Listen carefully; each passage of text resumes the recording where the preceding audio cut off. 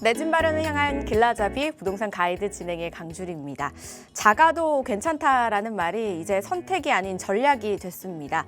한강벨트 10평대 실거주와 투자를 동시에 노린 수요가 줄을 서고 있다고 하는데요. 이런 주거 선택의 변화가 시장에는 어떤 영향을 미치게 될지 시장의 향방들 좀 궁금하시죠? 그리고 또 전략 어떻게 세워야 될지도 궁금하신 분들 많으실 겁니다. 저희 부동산 가이드와 함께 하시면서 나에게 맞는 맞춤형 전략들 한번 세워보시기 바랄게요. 방송 보시다가 궁금하시거나 전략 필요하시다면 전화 문자 활짝 열어놓고 여러분들 기다리고 있겠습니다.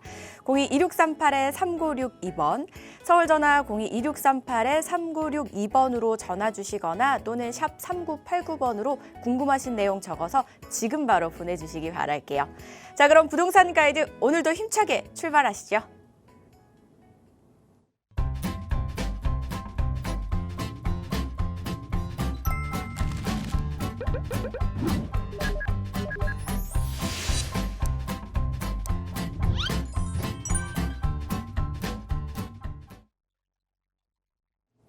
네, 부동산 가이드 매주 이 시간 기다리시는 분들 굉장히 많으실 겁니다. 수요일의 남자 만나시는 날이죠. 동산이용 부동산연구소의 박성일 팀장과 함께합니다. 어서 오시죠, 팀장님. 안녕하십니까.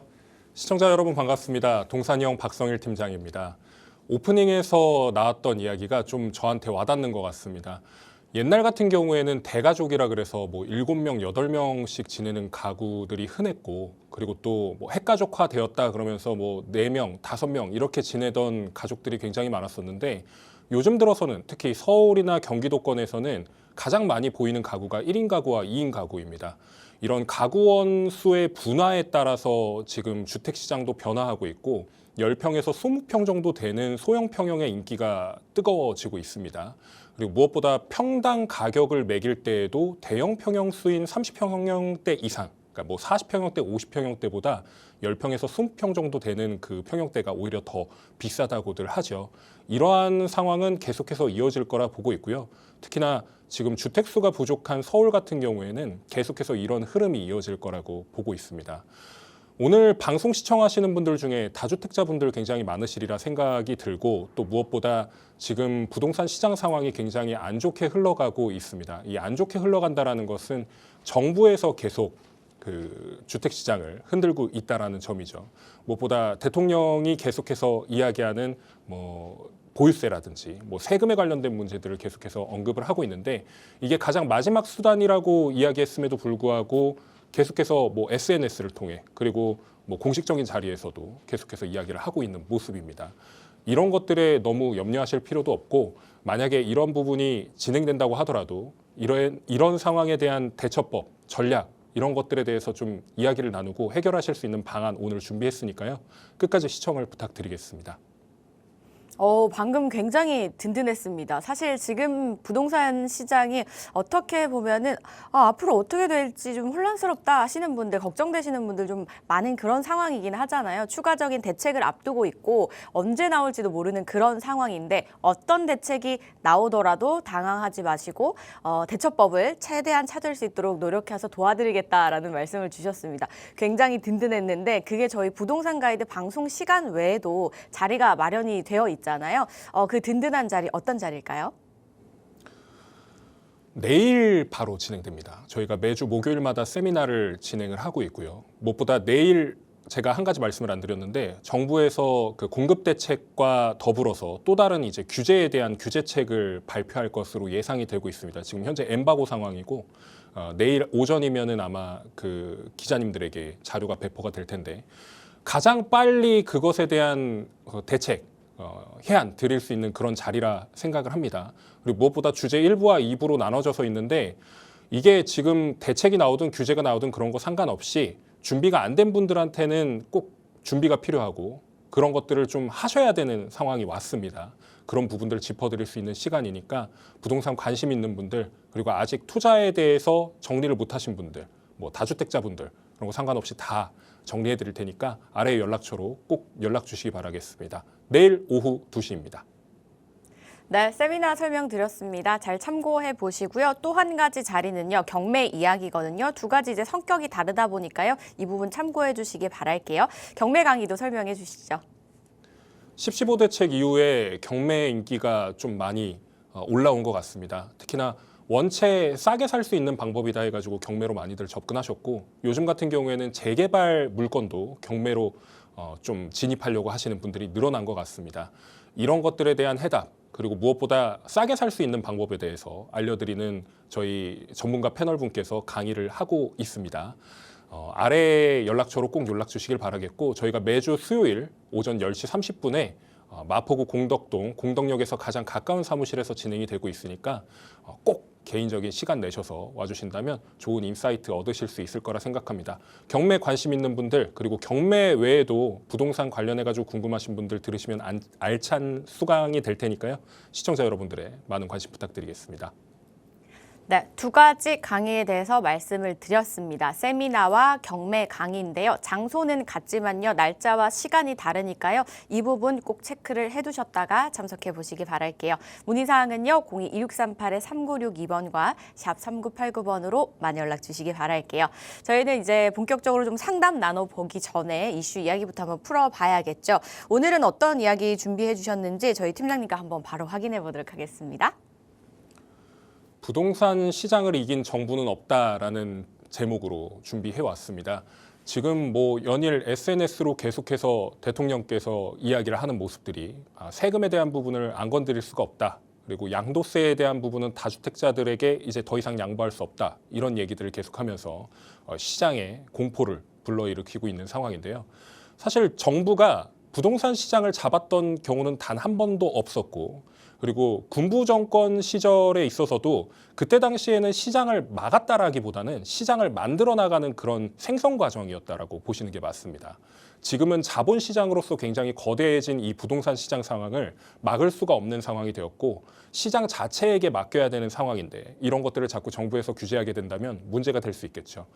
이런 부분들에 대해서 좀 짚어볼 필요가 있고 그리고 앞으로 다주택자분들, 다주택자분들뿐만 아니라 1주택자, 무주택자분들에게도 해당되는 내용들이 있으니까 오늘 영상 끝까지 시청을 부탁드리겠습니다. 투자자별 향후 전략에 대해서도 말씀을 드리겠습니다. 지난 주말이었죠. 제가 주말에 이 내용을 보고 좀 깜짝 놀랐습니다. 이재명 대통령이 이야기를 한 내용이 뭐였냐면 5월 9일에 종료가 되는 양도세 중과에 대한 유예를 더 이상 검토하지 않겠다. 이제는 다주택자 양도세 중과를 하겠다라는 내용으로 SNS에 계속해서 올렸는데 이게 한 번이 아니라 4번을 올렸다라는 거죠. 그러니까 똑같은 날에 4번을 이야기를 하면서 더 이상의 양보는 없다라고 이렇게 정리를 했고 그 대신에 한 가지 주목해봐야 될 것은 이 5월 9일 끝나는 시점까지 계약한 것에 대해서는 유예를 해주겠다라고 이야기를 했습니다. 그래서 실제로 어제 있었던 국무회의라든지 이런 곳에서도 다시 한번 짚고 넘어갔던 그런 내용이고요. 그리고 무엇보다 이 보유세에 대한 부분, 재산세라든지 종부세라든지 이런 부분들에 대해서도 인상을 하겠다라는 내용, 이런 것들이 담겨져 있었습니다. 만약에 5월 9일 이후에 양도세 중과가 이루어지게 된다면 다주택자들은 어떤 피해를 입을까라는 것을 정리를 해보았는데요. 일단 서울의 송파구 잠실동에 있는 잠실 엘스의 사례를 좀 비춰봤습니다. 기본적으로 지금 양도소득세 중과 배제, 양도세 중과 배제가 이루어지고 있는데 일단 지금 상황에서 팔게 된다 그러면 양도 차익은 약 14억 원 정도 수준이고 이 양도 차익에 대해서 세금을 과세 받게 되면 한 5억 7천만 원 정도를 세금을 내게끔 되어 있습니다. 이것도 꽤 많은 금액인데 문제는 이 양도세 중과 시에 2주택자나 3주택자 같은 경우에는 각각 20%와 30%, 30%씩 중과를 하게끔 되어 있는데 이런 부분들이 나중에 문제가 생길 수 있다는 거죠. 그래서 만약에 중과가 되었을 때는 각각 66%와 77%의 과세를 얻게 되는 것이고 금액대를 환산을 해보니까 2주택자는 3억 4천을 더 내게 되는 거예요. 약 3억 5천 정도 수준이죠. 그리고 3주택을 보유하고 계신 분들 같은 경우에는 약 5억 원 정도를 세금을 더 내시게 되는 그런 상황이다. 이렇게 말씀을 드릴 수가 있겠습니다. 마포구 사례에서도 보시면 아시겠지만 양도 차익이 대략 8억 정도 조금 안 되는 수준인데 지금 현 상황에서는 3억 정도의 세금을 내는 반면에 나중에 중과가 이루어지게 될 경우에는 2억 원 정도의 수준을 더 내게 되는 것이고 2주택자 같은 경우에는요. 3주택을 보유하고 계신 분들 같은 경우에는 약 3억 정도의 수준 더 내시게 되는 그런 상황이 된다. 이렇게 말씀을 드릴 수가 있겠습니다. 이게 우리가 예전부터 계속 유예가 되다 보니까 이번에도 유예하겠지라는 그런 안일한 생각을 가지고 있다 보니까 정부에서 이걸 브레이크를 건 것이죠. 더 이상 이제 유예는 없다. 원래 하기로 했지 않느냐. 일몰제 법안이기 때문에 이거는 없애도 상관없다. 이런 주의로 검토를 하고 있는 것으로 보입니다.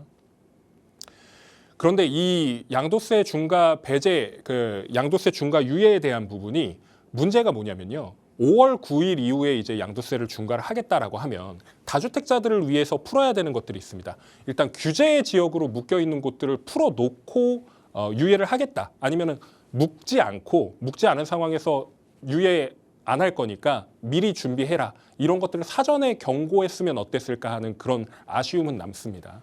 특히나 10.15 대책이 지금 석 달이 지났는데 이 석 달이 지난 상황에서 뭐가 가장 문제가 됐냐면 대출 규제 때문에 매수세는 감소했는데 가격은 계속 올라가고 있다는 얘기죠. 특히나 상급지 같은 경우에는 계속 신고가를 갱신하고 있고 그리고 아직 오르지 못한 지역들에서는 거래량이 그렇게 많지는 않지만 호가가 계속 올라가고 실거래가가 올라가고 있다는 점입니다.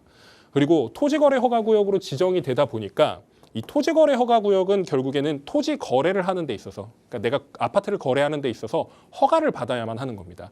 이 허가를 받는 시기가 한 달, 기간이 한 달 정도 걸린다고 해요. 그러면 내가 이 집을 매수를 해서 들어가고 뭐 하고 하는데 허가까지 받아야 되니까 시간이 더 걸린다는 얘기죠. 그리고 대출을 받아야 되는데 이 대출 같은 경우에도 문제가 되다 보니까 다주택자 속이 끙끙 앓는 겁니다. 집은 팔라고 하고 유예도 더 이상 안 한다는데 그럼 빨리 팔게끔이라도 해줘야지. 근데 그것까지도 지금 막아버린 상황인 거죠. 더 큰 문제는 이런 것들입니다.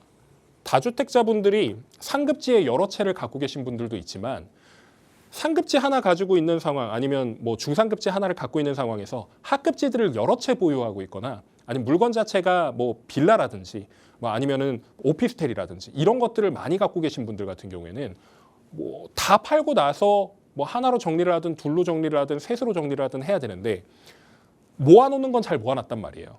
근데 처분을 못한 상황에서 뭐 중과를 때려버린다? 그럼 나중에 이제 내가 처분을 했을 때 세금을 더 낼 수밖에 없는 상황이라는 거죠. 상급지로는 계속 몰리게끔 되어 있고 하급지에 있는 물건들을 계속 처분을 하려고 하다 보니까 이런 격차가 더 심각해진다는 겁니다. 초양극화의 문제가 더욱 가중된다는 점이죠. 대통령의 발언 이후로 일부 지역의 호가가 낮아졌습니다. 대표적인 사례가 강남의 압구정동하고 노원구 일대. 노원 일대가 지금 호가가 조금 낮아진 상황에서 나는데 압구정 같은 경우에는 호가가 낮아져도 실거래가 마지막에 찍혀 있는 것보다 가격은 낮아졌지만 실질적으로는 이게 가격이 싼 거냐라고 좀 의심을 할 수 있을 정도로 가격이 비쌉니다. 50억 원대니까요. 근데 노원 같은 경우에는 아직 덜 올랐단 말이죠. 노원 같은 경우에 아직 그 전고점 21년도, 22년도 이때 당시의 가격도 아직 찍지를 못했는데 호가가 낮아지는 상황입니다. 왜? 빨리 팔아야 되니까. 이런 상황들 때문에 급매물이 등장했으나 이 급매물 같은 경우에는 금방 소진이 돼버리고 말죠. 왜냐하면 시장에 많이 풀어져서 이 부동산 가격이 안정이 되거나 조금 떨어지는 그런 흐름을 보여야 되는데 요즘에는 학습 효과가 있기 때문에 안 판다라는 겁니다. 정말 급하고 심리적인 영향을 받으신 분들만 급매물로 올린다는 얘기예요. 실질적으로는 아까 말씀드렸던 것처럼 매도가 어렵죠. 아파트 갖고 계신 분들이나 아니면 빌라를 갖고 계신다고 하더라도 뭐 세입자가 껴있거나 실제로 거주하지 못하는 상황이라면 실제로 내가 들어가서 살려고 하는 사람들 같은 경우는 세입자가 껴있기 때문에 들어갈 수 없고 내가 그 전세를 끼고 있는 상황에서 이걸 팔한다고 했을 때 갭 투자를 하는 사람들한테 팔거나 아니면은 이걸 오롯이 안고 나중에 실제 거주하려고 하는 사람들한테 팔아야 되는데 이게 어렵다라는 얘기입니다. 그러면 어떻게 되느냐?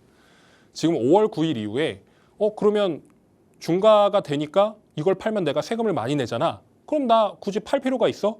급하지 않은 분들은 다 팔지 않는다는 얘기입니다. 파는 상황이 없어진다는 얘기예요. 물건이 안 나온다는 얘기입니다. 그래서 매물 잠김 현상이 일어나는 것이고 그리고 이게 매매가와 전월세 가격의 상승을 일으키는 트리거가 될 수 있다는 얘기입니다. 이 이유는 뭐냐면요. 세금을 내는 사람들에게 이 조세 부담을 시키게 되면 이 조세 부담을 전가하게끔 되어 있습니다. 이걸 누구한테 전가하느냐? 세입자들한테 전가한다는 얘기예요. 그리고 내가 가지고 있던 물건을 판다? 그럼 여기서 세금이 나온다? 그 세금에 대한 그 부가적인 부분을 사는 사람한테 전가를 시킨다는 얘기입니다. 그러니까 이런 부분들을 아는지 모르는지 그런 것들을 결코 생각하지 않고 하진 않았겠습니다만은 이런 부분들까지도 좀 계산을 해가지고 정책을 펼치려는 것이겠죠. 다주택자분들 같은 경우에는 만약에 정 급하시다 그러면 5월 9일까지는 매도하시는 것을 권장을 드리지만 정말 급하지 않으신 분들은 이 5월 9일에 대한 부분이 크게 와닿지 않으실 거예요. 그리고 와닿는다고 하더라도 그냥 뭐 안 팔면 그만이지 이게 항상 깔려 있습니다. 팔지 않으면은 중과가 되는 게 아니기 때문에 그리고 나중에 뭐 이런 부분들이 문제가 생겨가지고 뭐 대통령이 바뀐다거나 국회의원들이 뭐 숫자가 바뀐다거나 이런 상황이 생긴다 그러면 또다시 이제 세력을 얻은 사람들이 우호적인 부동산의 우호적인 그런 세력들이 잡게 되면 그런 부분들이 바뀔 수도 있다라는 얘기. 그런 기대감 때문에 그냥 가지고 가보자. 부동산은 안전하니까. 이런 생각을 가지고 간다는 얘기예요. 두 번째, 증여에 대한 부분. 증여 과세가 50% 정도 수준이라 그러면 이 중과에 대한 부분은 82.5%까지 내게끔 되어 있습니다. 최고 82.5%죠. 그러면 내가 생각해 봤을 때 32.5% 차이가 나는데 그러면 굳이 이 32.5%를 더 내면서까지 내가 팔아야 되냐? 그냥 자녀들한테 물려주면 되지. 이 생각을 가지고 접근하시는 분들이 많다는 거예요. 특히 지금 시청하시는 분들 같은 경우에도 다주택 때문에 골머리 앓으시는 분들이 있다 그러면 자녀분들이라든지 아니면 그 밖의 인원들에게 이런 증여에 대한 부분들도 고려를 해보셔라. 그리고 양도 차익이 적은 주택부터 꼭 매도하시기를 권장을 드리겠습니다. 양도 차익이 큰 거부터 하게 되면요. 여기에 과세가 중과가 매겨지게 되면 굉장히 이게 스트레스가 극심해지실 겁니다. 가장 똘똘하지 못한 것부터 처분을 하셔야 중과를 먹더라도 상대적으로 그런 거죠. 내가 3개의 주택이 있다 그러면 하나씩 처분한다 그랬을 때 나중에 남는 거는 가장 똘똘한 한 채가 되어야 된다는 얘기입니다. 그런데 똘똘한 거 먼저 팔아놓고 마지막에 똘똘하지 못한 거를 팔게 되면 세적인 이익이 극소가 되는 거죠. 추가 대책 나올 때까지 계속해서 보유하시기를 권유를 드리겠습니다. 아까 말씀드렸던 이 보유세 같은 경우에는 좀 문제가 심각합니다. 사실 이거를 계속해서 대통령이 이야기한다는 거는 나중에 진짜 올릴 거니까 미리 알아둬라는 경고성 메시지거든요. 근데 이걸 2월에 있는 설 연휴 때 이게 가족들이 다 모이지 않습니까? 그럼 분명히 부동산에 관련된 얘기를 할 거란 말이에요. 그러면 상식적으로 정치권에서는 이 보유세를 건드리지 않을 겁니다. 설 명절 전까지는요. 그리고 또 설 명절이 끝나면은 또 그 다음 이슈가 뭐가 있나요? 지방선거가 자리 잡고 있거든요. 이 지방선거 전까지도 이런 이슈들을 올라오지 않게끔 하기 위해서 이런 세금에 대한 경우에는 손질을 하지 않을 거라고 예상하고 있습니다. 그래서 지방선거의 결과에 따라서 손질이 될지 말지 명확하게 결정이 될 것이라고 보고 있고 그리고 양도세 중과에 대한 부분 같은 경우에도 지금 5월 9일까지는 마감 시한이 남아있기 때문에 막판 뒤집기로 이번 한 번만큼은 유예해 줄 테니까 다음번에 유예를 생각하지 마라. 이렇게 말을 바꿀 수도 있는 거예요. 그러니까 이런 부분들까지도 고려를 해보셔야 된다는 얘기죠. 그리고 제가 오프닝에서 말씀드렸지만 이 공급 대책이 내일이면 발표가 될 겁니다. 그러면 뻔합니다. 공급 대책이라고 하는 것은 결국에는 시장의 안정을 도모하기 위해서 어디에다가 몇 채를 지을 것이고 이게 언제 나올 겁니다. 이런 것들이 명확해야 되는데 분명히 또 이야기는 언제까지 착공하겠습니다라는 말로 끝나게 될 거예요. 서울 같은 경우에는 숫자를 부풀리기 위해서 뭐 어디는 10,000채, 어디는 7,000채, 어디는 5,000채 이런 식으로 이야기를 할 텐데 그런 것들에 휘둘릴 필요가 없다. 이렇게 말씀을 드리겠습니다. 법 제정이나 개정이 이루어지는 것은 굉장히 큰 일이에요. 그런데 이게 한번 바뀌게 되면은 시청자 여러분들 같은 경우에는 특히나 이 법의 적용을 받는 사람들이다. 굉장히 심각해지는 상황이 생길 수 있습니다. 이런 부분들을 충분히 고려하셔가지고 처분에 대한 부분 그리고 보유에 대한 부분 이런 것들을 꼭 신경을 쓰셔야 되겠죠. 무주택자분들한테 항상 제가 말씀드리는 게 있습니다. 예산에 맞춰서 지금 상황에서 할 수 있는 최대한의 노력을 하셔라. 그러니까 집 사라는 얘기죠. 근데 제가 작년에도 올해 안에 꼭 집 사세요. 올해 같은 경우에도 이제 1년이 지났는데 올해에도 꼭 집 사세요. 이렇게 말씀을 드리는데 이게 내년도 마찬가지일 거고요. 내후년에도 마찬가지일 겁니다. 올해 안에는 꼭 집 사세요. 항상 말씀드릴 거예요. 이게 왜 그러냐면 작년에 사셨으면 지금 5억 원인 예를 들어서 뭐 집, 뭐 빌라, 아파트 이런 거 다 상관없습니다.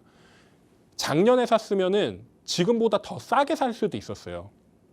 대체적으로 다 그렇습니다. 지방이 아닌 이상 웬만한 데는 다 오른 상황이에요. 그때하고 지금하고 상황이 다르실 수는 있겠죠. 그런데 집이라는 것은 결국엔 내가 딱 마음을 먹고 살 수 있을 때 사야지, 그게 가장 싼 겁니다. 그래서 항상 내 집 마련의 시기는 언제가 적당한가요? 바로 지금입니다. 이런 얘기들이 항상 나오는 거예요. 투자에 대한 부분은 그것도 마찬가지입니다. 지금 살 수 있을 때 사는 게 맞아요. 정부 규제가 계속해서 이루어지게 되면 집값이 계속 요동치게끔 되어 있습니다. 그리고 시장에 변동이 있기 마련인데 이게 부작용이 생긴다는 거예요. 떨어지는 게 아니라 오히려 올라갑니다. 이런 규제들이 계속해서 들어오니까 부동산에 자꾸 이런 압박을 주네? 부동산에 뭐가 있나? 왜지? 깨닫는 사람들이 점점 많아진다는 얘기예요. 이 부작용이 결국에는 상승입니다. 생애 최초 주택담보대출, 가족 간 증여 이런 것들이 다 전략이 될 수 있는데 집이 없는 사람들은 지금 특히나 생애 최초로 아직 한 번도 등기를 치지 않으시는 분들 같은 경우에는 정책 대출을 활용하실 수가 있습니다. 이 생애 최초 대출을 적극적으로 활용하시면 그 담보 비율이 70%까지 나오기 때문에 그 70%를 활용하되 단 조건은 있죠. 나머지 30%를 내가 돈을 가지고 있어야 된다라는 거. 만약에 이 돈이 없다라 그러면 어떻게 해서든 마련을 해가지고 준비를 해주시는 게 중요하다. 요즘에 뭐 젊은 20대 후반, 뭐 30대 초반, 2030 세대, MZ 세대라고 불리는 그런 세대들까지도 3억 원대, 4억 원대 서울의 소형 아파트를 사요. 근데 지금 아직까지도 시청자분들 중에 내 집이 없다? 내 이름으로 등기가 된 게 없다? 반성하셔야 됩니다. 필수입니다, 필수. 되도록이면 서울의 지역에 있는 주택을 사시는 것을 권장드리고, 권장도 아닙니다. 무조건입니다. 서울에 있는 집 하나 등기 치시는 걸 권장을 드리겠고, 대도시 권역, 뭐 50만 인구 이상, 뭐 100만 인구 이상 이런 곳들에서 역세권, 가장 역에서 가까운 아니면 버스를 타기가 아주 편한 이런 지역들에 선점하시는 것을 권유를 드리겠습니다. 내 집 마련 기준이에요. 무주택자 같은 경우에도 투자를 할 수 있겠지만 투자에 대한 부분에 있어서도 똑같습니다.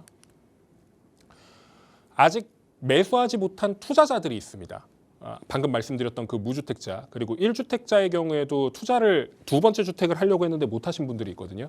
그런 분들 같은 경우에는 대안이 될 수 있는 것이, 내가 기주택을 처분할 계획이고 무주택으로 전환될 거야 라고 하시는 분들한테는 예산이 있다.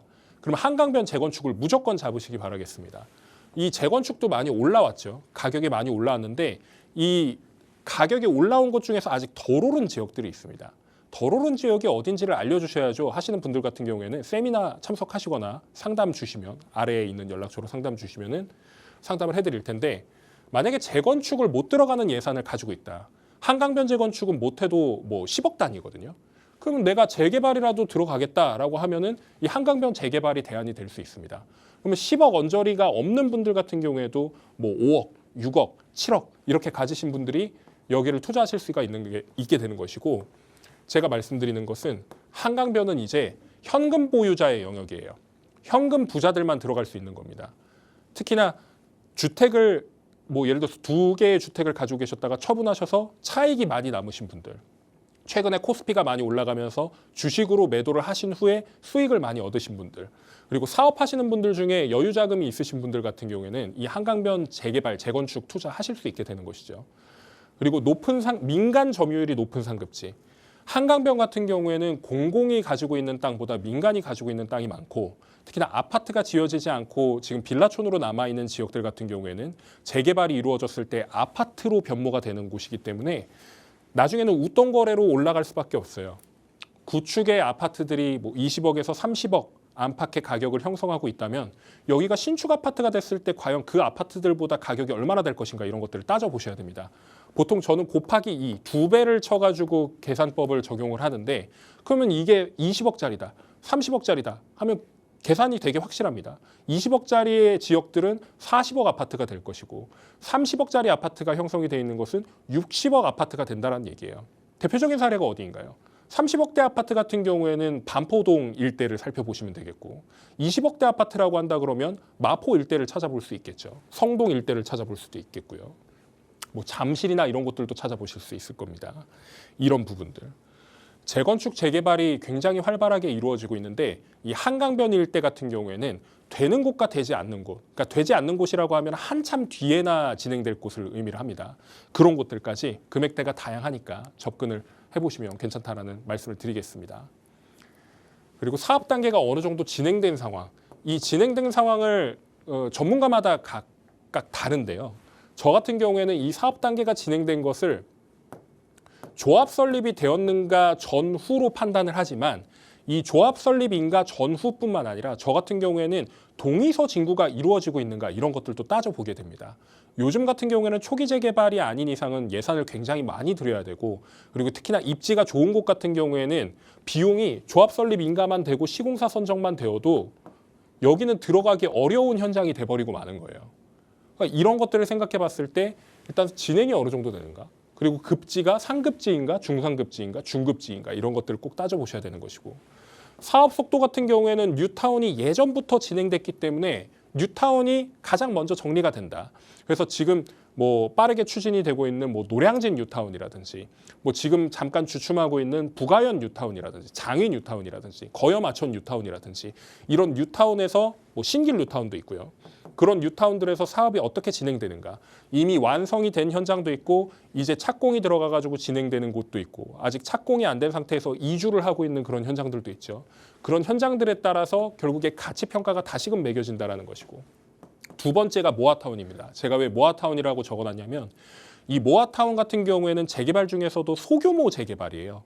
이 소규모로 한다는 것은 예를 들어서 사람을 뭐 한 100명 모은다고 치면 100명의 그룹을 한꺼번에 모으는 것과 5명씩 쪼개서 20개의 그룹을 만드는 것과 그러면 연락책이 5명이 모이는 그룹 중에서 한 사람이 4명의 그 그룹을 모으는 게 빠를까요? 아니면 한 사람이 100명에게 일일이 다 전화를 해서 모으는 게 빠를까요? 이런 것들을 생각해 보면 모아타운은 한 명이 5명한테 전화를 하는 것과 동일하다고 보시면 되는 거예요. 비유를 하자면 그렇습니다. 그런데 일반적인 재개발 같은 경우에는 뭐 한 개의 추진체에서 모든 사람들을 아우르려다 보니까 그러니까 면적이 크지 않습니까? 이런 것들을 따져봤을 때 주체가 명확하지 않으면 속도가 좀 지연이 될 수밖에 없단 말이죠. 근데 모아타운 같은 경우에는 규모가 작기 때문에 하는 속도가 빠르고 그리고 요즘 트렌드가 하나 더 말씀드리면 모아타운이 예전에는 구역별로 잘게 쪼개져 있었습니다. 요즘 같은 경우에는 관리계획이라고 수립을 하고 난 이후에 여기를 통합조합으로 해서 구역을 통합시킬 것이냐 이런 것까지도 하거든요. 그러면 5개 현장이 있다. 그러면 5개의 현장 중에서 이걸 3개의 조합으로도 바꿀 수 있다는 얘기입니다. 구역을 3개로 만들 수 있다는 얘기예요. 5개의 구역을. 그렇게 통합을 시켜서 하는데 속도가 굉장히 빠른 상황이고 제가 봤을 땐 모아타운이 뉴타운 빼고 지금 재개발 시장에서는 가장 속도가 빠른 재개발이다. 이렇게 보고 있습니다. 모아타운 싫어하시는 분들과 그리고 모아타운 안 될 겁니다라고 하시는 분들이 계시지만 실제 현장에서는 모아타운 사업이 차근차근 이어지고 있고 아직 완성품이 안 나와서 그렇지 완성품이 하나둘 나오기 시작하면은 그때는 또 얘기가 달라지죠. 아, 모아타운이라도 해야 되겠네. 지금 시청자분들 중에서도 모아타운 투자하신 분들도 계실 거고 아직 모아타운에 흥미가 없는 분들도 계실 텐데 상급지에서 모아타운을 한다 그러면 무조건 관심 있게 지켜보셔야 되는 상황인 거예요. 신속통합기획과 역세권 재개발 그리고 민간도심복합개발 사업을 최근에 말씀을 드렸는데 그 민간도심복합개발 사업은 제외하고 이 2개를 제가 마지막에 넣은 이유는 여기 같은 경우에도 이 사업을 하겠다라고 한 이후에 완성품이 없고 지금 조합 설립 인가 난 곳들이 그렇게 많지가 않습니다. 그렇기 때문에 얘네들도 속도는 조금 더딜 수 있다. 다만 일반적인 재개발, 예전에 20년, 25년 걸리던 뭐 18년 걸리던 이런 그 재개발에서 지금은 이제 18년 6개월 걸리던 걸 13년까지 단축시키겠다. 거기에서 또 1년을 빼가지고 12년까지 만들어 보겠다라는 야심찬 계획들이 있기 때문에 그런 것들을 생각한다 그러면 아, 옛날 재개발이 아니니까 좀 우리 재개발에 투자해봐야 되겠네. 이런 생각을 또 할 수 있게 되는 것이겠죠. 아까 말씀드렸던 내용들이니까 참고하시길 바라겠고요. 그럼 다주택자들, 그러니까 유주택자는 1주택자도 포함이지만 뭐 2주택자, 3주택자 이런 분들 같은 경우에는 그럼 내가 사고 싶은데 세금 때문에 못 사겠어 이렇게 생각하시는 분들이 많습니다. 기본적으로 내가 주택수가 너무 많으면 투자는 거의 불가능하다고 보시는 게 맞아요. 다만 뭐 대안들이 있습니다. 일단 첫 번째 대안이 이 주택수로부터 배제되는 신축 그리고 또는 구축 이런 것들을 투자하시게 되면 주택수에서 빠지는 그런 이점이 있죠. 단 이런 것들을 살 때 그냥 막 어디에 뭐 떨어져 있는 빌라나 아니면 역에서 굉장히 뭐 한 20분, 30분 걸리는 빌라나 싸다고 해가지고 좋은 게 아닙니다. 싼 걸 사시라는 게 아니에요. 재개발이 추진 중이거나 가능성이 높은 지역에 투자를 해라. 그럼 추진 중이거나 가능성이 높은 지역이 어디냐라고 봤을 때 지금 대부분 상급지 아니면 그 역세권 아까 말씀드렸죠. 역세권, 한강변 이런 데에서 재개발이 엄청나게 추진이 되고 있어요. 그런 데에 접근을 하셔라. 그리고 기준이 있습니다. 뭐 공시가 6억 이하에 뭐 24년 1월 10일에 대책이 발표됐거든요. 1월 1일부터 착각하시는 분들이 계신데 1월 1일 아닙니다. 1월 10일부터입니다. 준공 일자가 1월 10일부터 27년 12월 31일까지에 준공된 그러니까 전용 면적 60제곱미터 이하인 경우에만 이 주택수 배제에 들어간다. 취득세, 종부세, 양도세 상정할 때 주택수에서 제외시켜 주는데 단 내가 1주택을 갖고 있어. 그렇게 된다 그러면 1세대 1주택 특례를 못 받을 수도 있으니까 이런 부분들을 염두에 두시면 좋을 것 같고요. 만약에 내가 주택수가 너무 많거나 1세대 1주택 특례를 제대로 못 받을 것 같다. 이러신 분들한테는 주택임대사업자가 대안이 될 수 있고 여기서도 주택임대사업자를 그냥 막 내라는 게 아닙니다. 상급지, 역세권, 그리고 재개발이 가능한 입지에다가 주택임대사업자를 내셔야지 아무 데서나 주택임대사업자를 내시게 되면 큰 코 다치시는 거예요. 이런 부분들을 항상 부동산 전문가들하고 상의를 하시고 상담을 하신 뒤에 접근을 하셔야 되는데 매번 말씀드리는 거지만 상담을 오시면 그런 이야기들을 해요. 계약을 하고 왔는데 이거 어떻게 해야 되나요? 사실 계약을 했으면 제가 뭐 어떻게 터치를 해드릴 수 있는 방법이 없습니다. 계약하시기 전에 항상 전문가들하고 상의를 하고 아 내가 이 주택임대사업자를 내는 게 좋겠네. 아니야 이건 주택임대사업자를 내도 답이 없겠어. 이런 것들이 정리가 되려면 사전에 협의를 거치고 나서 의논을 하고 그렇게 정리를 하셔야 된다는 거예요. 미리 결정을 하시지 말라는 의미입니다. 단기는 6년이고 장기는 10년이고 예전에는 주택임대사업자가 뭐 4년, 8년 이런 식으로 정리가 되어 있었는데 바뀌었습니다. 그래서 단기는 6년, 장기는 10년인데 아파트는 지금 주택임대사업자를 못 낸다. 이거 알고 계시면 좋겠고 그리고 각 장단점이 있습니다. 기간이 짧아서 좋고 기간이 길어서 혜택이 있고 이런 것들이 있는데 그런 것들을 면밀히 따져보셔야 된다는 거고 이것도 전략에 따라서 내가 6년을 할지 10년을 할지가 달라지는 것이기 때문에 그런 것들을 좀 캐치를 해주셨으면 좋겠습니다. 취득세에 대한 부분은 이런 식으로 정리가 되는 것이고 내가 만약에 다주택자인 경우에는 어떻게 봐야 될 것인가? 내가 신축 주택을 산다든지 그러니까 주택이라고 하는 것은 뭐 신축 빌라 아까 말씀드렸던 내용 그리고 뭐 오피스텔도 대상이 될 수 있는데 이런 부분들이 이것과 같다. 그래서 내가 예를 들어서 1주택을 보유하고 있는데 신축 주택을 하나 산다 그러면 두 번째 주택이지만 이거 같은 경우는 비규제 지역에 두 채를 사는 것과 동일하다고 봐서 1에서 3%의 취득세가 나온다는 거죠. 이런 것들을 좀 전략적으로 따져보셔야 되는데 저는 주택이 하나 있으니까 한 채 주택을 더 사면 저 취득세 8%니까 8배 내는 거잖아요. 안 할래요. 이렇게 생각하시면 안 된다는 거예요. 두 번째 주택 할 때 내가 전략적으로 접근을 한다 그러면 내가 두 번째 사는 것에 있어서도 취득세 더 내지 않고 할 수 있다는 점. 그리고 2주택을 갖고 계신 분들한테도 혜택이 있습니다. 신축 주택을 내가 예를 들어서 주택임대사업자를 냈다. 그러면 취득세 감면이 있기 때문에 그런 감면을 받게 된다 그러면 내가 1주택을 갖고 있는 사람 아니면 무주택인 사람 첫 번째 주택을 사는 것처럼 취득세 혜택이 있을 수 있다는 얘기예요. 그런 것들이 궁금하시다 그러면 세미나 꼭 참석하셔야 되겠죠. 이렇게 빨간색으로 표시를 해놨는데 서초하고 강남 같은 경우에는 1, 2위를 계속해서 다투고 있고 아파트 가격이 계속 오르락 내리락 하고 있기 때문에 누가 좋냐 나쁘냐 이런 엄마가 좋냐 아빠가 좋냐 이거밖에 안 되는 거예요. 그래서 서초 강남 같은 경우에는 재건축 이외에는 재개발을 거의 하고 있지 않은 상황이고 여기가 재개발이 된다 그러면 뭐 그야말로 로또죠. 근데 아직까지도 강남이나 서초 같은 경우에는 재개발 사업에는 관심이 없다. 이렇게 생각을 하시면 좋겠고 만약에 재개발이 있다고 한다 그러면 뭐 가로주택 정비 사업 아니면 향후에 민간도심 복합개발 사업 아니면 모아타운이 추진되는 곳 이런 곳들 같은 경우에는 하나의 대안이 될 수 있다. 그래서 그런 가능성이 있는 곳들을 들어가시면 좋겠다라는 거고 제가 용산부터 영등포까지 이렇게 찍어놨는데 용산 같은 경우에는 이제 30억 클럽에 도달할 수 있는 그런 에너지가 있는 그런 곳이고 송파도 마찬가지고요. 뭐 성동광진도 마찬가지입니다. 영등포까지가 서울 안에서는 재개발을 왕성하게 하고 있는 곳이고 사업성이 뛰어난 곳입니다. 그러니까 돈이 되는 곳이죠. 분양가가 굉장히 높게 책정이 될 거예요. 이런 지역들에서는 재개발이 이루어진다 그러면 무조건 투자를 하셔야 된다는 얘기입니다.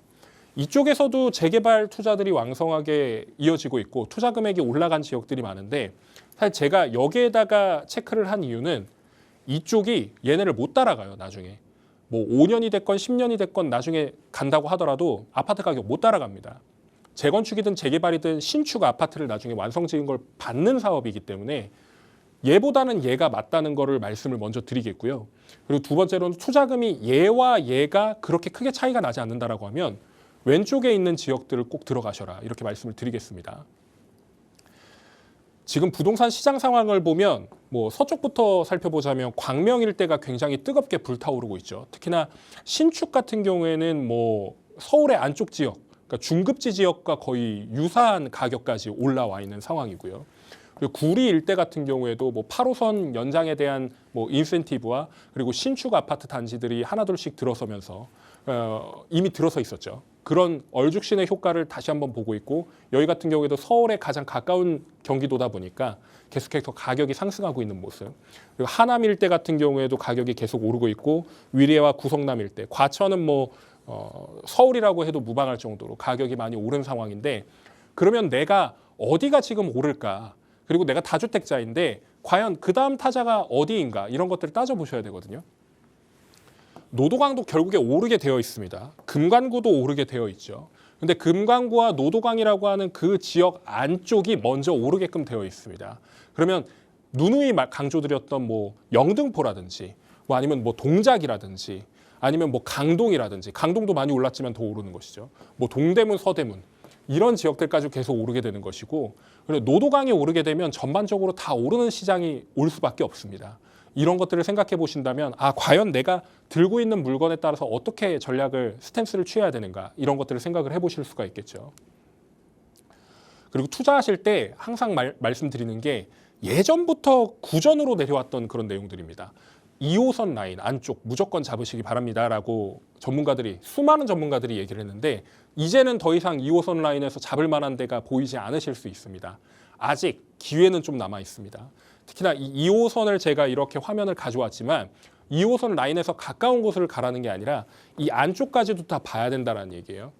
이 안쪽에서 내가 들어갈 수 있는 곳은 어딘가를 먼저 첫 번째로 생각을 하시고 두 번째, 만약에 내가 안쪽으로 못 들어간다? 그럼 역에서 가장 가까운 지역들을 들어가셔야 된다는 거예요.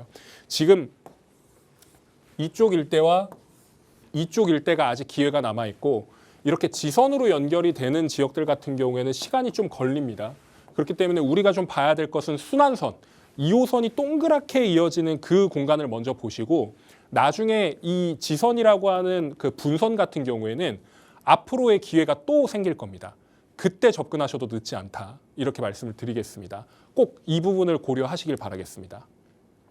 공사비 분양가 매번 오른다고 말씀을 드리고 있고 이 공사비 같은 경우에는 앞으로 거의 한 1,000만 원 이상 평당 공사비가 1,000만 원 이상 올라갈 거라고 그렇게 예상이 되고 있죠. 그리고 매번 강조드리지만 이 평당 분양가가 1억을 돌파하는 시점이 2030년대에 분명히 오게끔 되어 있습니다. 이거는 뭐 막는다고 해서 막을 수 있는 게 아니에요. 34평의 분양가가 34억이 되는 거는 나중에 뉴스 헤드라인으로 버젓이 이렇게 뜰 겁니다. 그때 가서 후회하시면 이미 늦죠. 지금 준비하시라는 거 말씀을 드리겠습니다.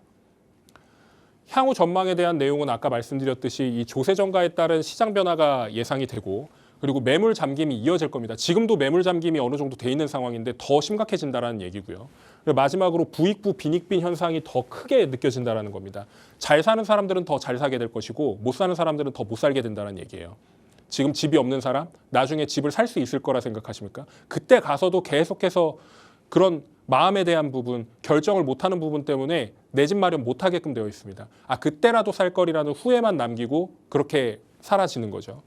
시장 불균형에 의해서 나중에 패닉 바잉이 올 수도 있다는 거 염두에 두셔야 됩니다. 지난 2017년, 18년, 2020년, 21년, 22년 하락세가 이어지기 전까지 불이 계속 붙었습니다. 이 불이 다시 한번 붙을 그 시동을 걸고 있다. 이렇게 말씀을 드리겠습니다. 앞으로 어디에 주목해야 될까? B아파트에 일단 주목하십시오. 왜냐하면 지금 앞으로의 공급 대책이 결국엔 신축 아파트로 변모되는 것에 초점이 맞춰져 있고 특히나 민간 공급이 아닙니다. 공공 공급에 치우쳐져 있습니다. 그래서 청년, 뭐 신혼부부 아니면은 뭐 노약자 이런 분들에 해당이 되는 거기 때문에 우리한테 기회가 안 온다라는 얘기예요. 그러면 아파트가 되어질 재개발지 또는 역세권에서 가장 가까운 내가 교통망을 잘 이용할 수 있는 그런 역세권지 그게 아니라 그러면 전세나 월세를 들어올 사람들의 주거용 오피스텔 아니면 대형 주거용 오피스텔을 이야기를 하는 겁니다. 이 세 개 같은 경우에는요. 작년에 이미 한번 빵 뜬 곳이에요. 그런데 제가 한 번 더 말씀드리는 건 이 흐름이 올해에도 이어질 것이다. 이렇게 보고 있습니다. 이런 것들을 꼭 생각하셔서 투자에 도움이 되시길 바라겠고요. 아직 주택을 마련하지 못하시는 분들 꼭 주택 마련 올해 하시길 바라겠습니다. 오늘 강의는 여기서 마치겠습니다. 네, 5월이면 이제 양도세 중과 유예 기간이 만료가 되고요. 여기에다가 보유세 인상까지 거론이 되고 있습니다. 또 추가적으로 공급 대책을 앞두고 있는 그런 상황이죠. 만약에 이제 양도세가 중과가 될 경우에 세금이 어느 정도일지 예시로 설명을 주셨고요. 또 다주택자 분들 중에서 좀 매도를 고민하신다면 양도차익이 작은 주택부터 매도하라는 말씀까지 주셨습니다.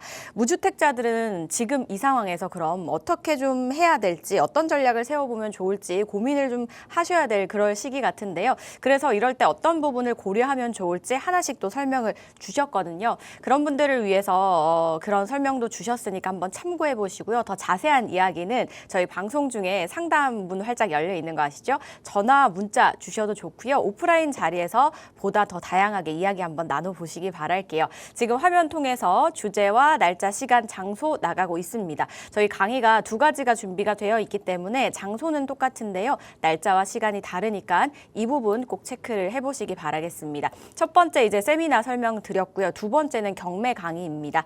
경매 강의는 평소에 이제 부동산 경매를 좀 도전하고 싶었는데 어려웠다 하시는 분들, 너무 생소한데 어떻게 하면 좋을까요 하시는 분들 한번 참석하셔서 활용해 보시면 어떨까 싶네요. 2가지 강의 모두 다 장소는 똑같으니까요. 역시나 날짜 꼭 체크를 해주시기 바라겠습니다. 문의사항은 02-2638-3962번과 샵 3989번으로 많이 연락 주시기 바랄게요.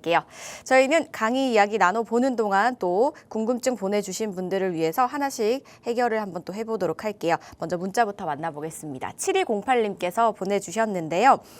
방송 잘 보고 있습니다, 팀장님. 이번에 성수 두산 위브를 실거주 겸 투자 목적으로 매수하려고 하는데요. 32평 고려 중입니다. 아파트가 성수동 재개발 구역으로 포함이 된다는 이야기도 있던데 사실일까요?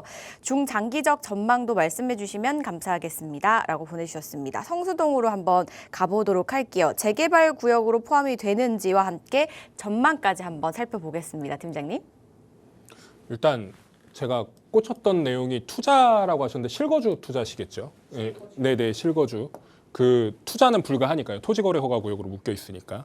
일단 이 두산 위브가 어딘지 궁금해하시는 시청자들도 계실 테니까 한번 설명을 드리고 넘어가겠습니다.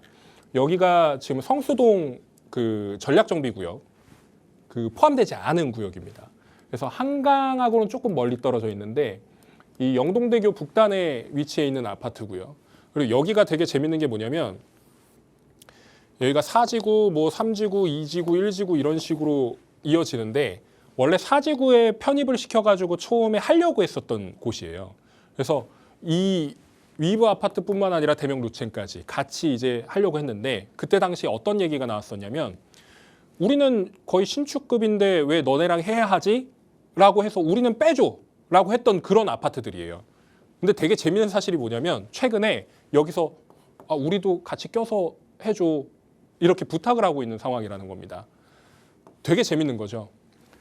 이쪽 그 성수 1지구부터 4지구 라인에 있는 한강변의 아파트들이 지금 호가가 어느 정도 수준이냐면 평당 호가가 대략 1억 2천만 원 정도 수준입니다.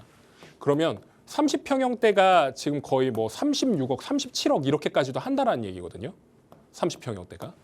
근데 지금 아까 말씀하셨던 그 성수 두산 위브, 뭐 대명 루첸 이런 데들은 지금 평당가가 5천만 원대예요. 만약에 들어갔으면은 1억대까지도 볼 수 있는 그런 아파트인데 그렇게까지 가치평가가 절하가 돼 있는 상황이라면 여기 재개발이 편입이 안 될 수도 있겠다라는 그런 안타까움이 섞여 있는 그런 가격이라고 보시는 게 맞습니다. 그리고 여기 보시면 지금 롯데캐슬 리버파크 시그니처라고 하는 신축이 있는데 자양 1구역 재개발을 통해서 완성된 878세대의 아파트인데 여기 같은 경우에도 평당 가격이 거의 1억에 육박하거든요. 1억 넘을 겁니다.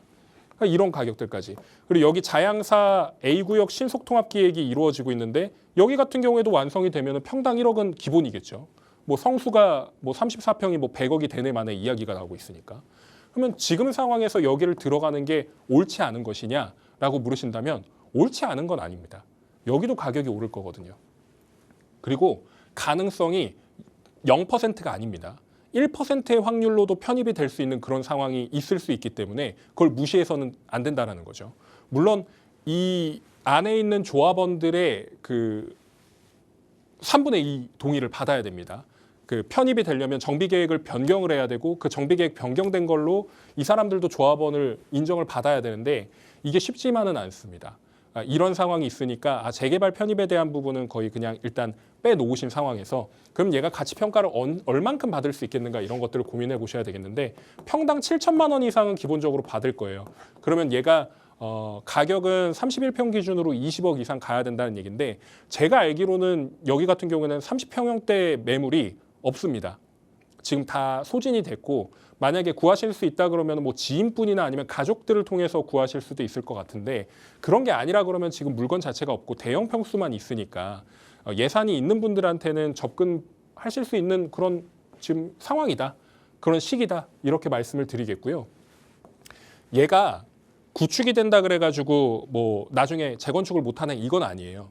앞으로 뭐 만 30년이 지난다 그러면은 옆에 뭐 대명루천하고 합쳐가지고도 그 재건축을 할 수 있다. 통합 재건축으로도 그 조금 소규모 단지긴 하지만 뭐 한 700세대, 800세대 정도까지는 만들 수 있지 않을까 그렇게 생각을 하는데 이거는 뭐 먼 나중에 이야기니까 이런 것들을 생각하신다 그러면 과연 내가 이 돈을 들여서 여기 들어가는 게 맞는 걸까?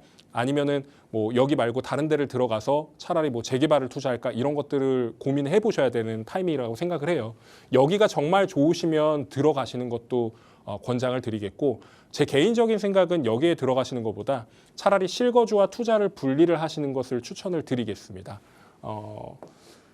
앞으로 향후 전망은 나쁘지 않은 아파트니까 한번 고민해 보시고 좀 추가적인 상담을 원하신다 그러면 또 연락 주시기 바라겠습니다. 네, 전망이 괜찮기 때문에 들어가시는 것도 괜찮을 것 같다라고 긍정적으로 말씀을 주셨지만 그래도 이왕 전략을 세우시는 거 한번 다른 시각도 살펴보시면 어떨까라고 말씀을 주셨거든요. 그래서 이제 뭐 투자와 실거주를 분리하는 방법도 말씀을 주셨으니까 혹시나 구체적으로 궁금하시다면 저에게 추가적으로 상담 요청 주시거나 세미나 자리 한번 활용을 해보시기 바랄게요. 고민 한번 해보시고 좋은 선택 내려보시기 바라겠습니다. 저희가 시간 관계상 상담이 뒤에 많이 밀려 있는데 오늘은 여기까지밖에 할 수 없겠네요. 저희 그러면 오프라인 준비되어 있는 강의들 설명 하나씩 한번 또 들어보겠습니다, 팀장님. 제가 요즘 세미나에서 가장 이야기를 많이 하는 얘기가 뭐냐면요. 어디서 오셨어요를 많이 물어봅니다. 가장 멀리서 오신 분들이 뭐 남아공에서 왔다, 캐나다에서 왔다 이런 분들도 계시는데 진짜 거기서 오셨더라고요. 그렇게 멀리서까지 오셔서 오는 세미나가 동산이형 세미나다 이렇게 말씀을 드릴 수 있겠습니다. 그렇게 멀리서까지 찾아오시는데 시청하시는 분들 좀 부동산에 고민이신 분들 당연히 오셔야겠죠. 아래 연락처로 꼭 연락 주셔서 부동산 고민 해결을 하실 수 있는 그런 시간 되시길 바라겠습니다. 아울러서 저희가 매주 수요일마다 오전에 경매 강의 하고 있습니다. 뭐 제가 직접 하는 강의는 아니지만 항상 이 강의하시는 분을 치켜 세워드리고 있습니다. 대한민국의 경매 선구자, 자산을 500억 달성하는 동안 경매로만 달성하신 분입니다.